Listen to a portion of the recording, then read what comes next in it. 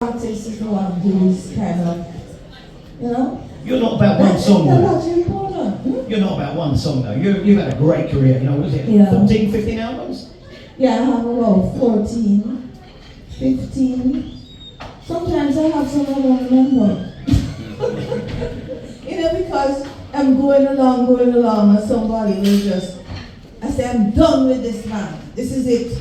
I'm finished. And then I get a phone call. Susan, you can't sing this song for me. Yeah, man. Susan, you can't sing. I said, all right, you know. And then they promise you everything, and nothing happens, but you sing the song, and next thing you see, I have some songs that I didn't agree to release, and now I see them, and songs I have written, I see them listed. You know, I don't know. As I say, I just love to sing, so I sing on, and at this age, what can I do? You know what I mean? What's been the happiest period of your musical career? You know, because you've had, you say 50 years, that's a long time to be in a career as you know as you have been. What's been the happiest times of those, you know, you've been touring or recording or just the happiest times of your musical career? I really love recording. You can lock me in the studio. Sometimes I'm in the studio about 2 a.m. and I sing. And I can sing a lot of songs in one night because usually when I'm recording, my first take, you better take it. But that's when I'm feeling it most. If I have to sing it and sing it, oh, do that, I lose the feel. So I love recording. But of course, and for any artist, I think being on a stage with people in front of you, responding to the music and enjoying what you're doing, that kind of feeling is very satisfying, you know?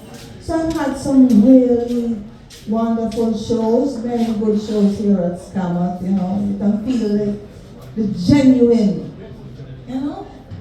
And in Europe too. Sadly in Jamaica, I don't know what happened. In Jamaica I had 2 songs, Take a Little Piece of My Heart and Drops in My Tears and stuff, but I'm not that well known, at least I think so. I'd have to say, take a look, you know, and oh, is you sing that? I say, yes. You know, but over here, they know my name, they know Hurt So Good, and so it is for a lot of Jamaican artists, you know. So I always start in UK for the kind of acceptance and love of Jamaica, because this is really, honestly, so much things have grown from reggae in the UK. You know? And the art, that's the thing that kind of hurts me, you know, because, you know, not anybody has stolen the music, but they were able to use it in the way Jamaican singers couldn't. But it helped many singers, because you make a hit, because there are quite a few, Night Nurse, Tide is High, even Bob Marley, I Shot the Sheriff, and songs like that, foreigners sing and make into big hits and big up the Jamaican artists, you know. I'm sorry I didn't write Hurt So Good. I know I could have written it because I'm full of words. I have a way of putting words together, you know, so. Why don't you think about doing an answer back version? Write an answer back version to it. You know, that seems to be a thing in reggae nowadays, isn't it? You know, someone writes a song and then someone does an answer back version. That was always in Jamaica from way back. From when I recorded Hurt So Good, that is how it was. If somebody leap here, we would run, oh, you have to do this, you know, to answer back the producer and stuff like that. But what could I do for Hurt So Good? I wanted to sing this song Hurt So Bad, but I didn't write it. And sometimes, you know, you can't just sit down and say you will write. If I get a melody or a rhythm track from a producer, I can put it on and I can keep playing, and all of a sudden I start singing, and the words come when I write them down. But I have a ton of lyrics, mostly about love, and I started writing some conscious ones, you know.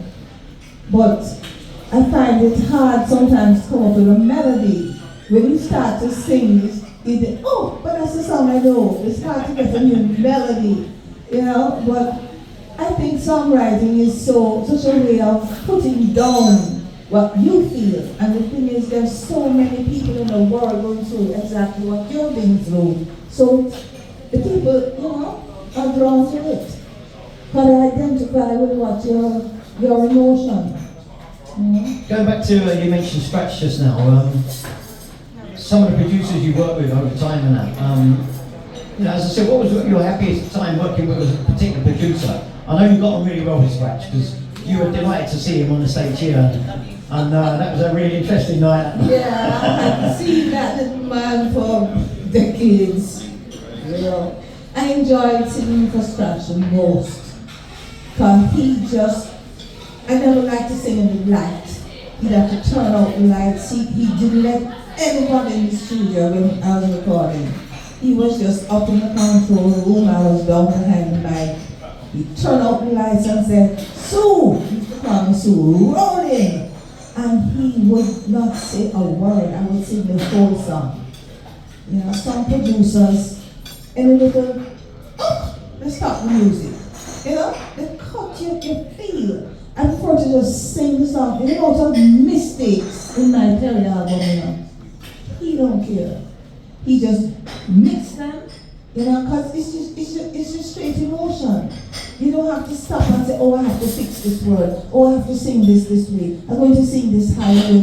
No, you just sing. So I enjoy recording for Scratch, and I told that to Neil Fraser, my professor, that I don't like to be stopped. If I do make a mistake, let me go back and just try and fix it. You know, I enjoy recording my album with Neil Fraser too, because he's the one who said to me, you know, you sound different from the other singers. I don't really have a real rootsy sound like all those shots you're licking others. You know, I love Jacob Miller. Yeah, and he said, "You sing very kind of soulful," so he called my album Soulful Reggae. And I said, "But you know, when I was growing up, that was what I liked, the Motown, the soul. I used to sing along with those records and exercise when I was, you know.